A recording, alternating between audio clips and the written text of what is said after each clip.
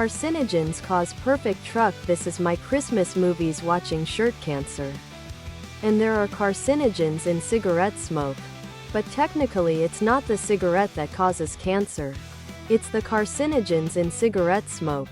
If you were an oil painter and smoked one cig and got cancer, it was most likely from the carcinogens in the paint, not the cigarette. The more carcinogens you intake, the higher the risk. But the source doesn't matter.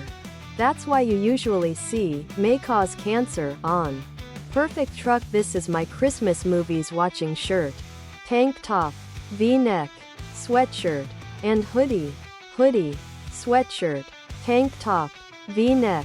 What a degenerate perfect truck. This is my Christmas movies watching shirts. Treasonous trash can. Smoking killed my dad. But go off. Ah. It looks like Mike Pence was following the evidence-free and science-free methods of providing lifestyle advice then as well as now. Why does every single picture of Mike Pence look like it was taken right after he finished smoking a fat blunt? Must have had tons of long calls on Altria and Philip Morris. Pence is a bit of a boob. At least McCain had the dignity to act.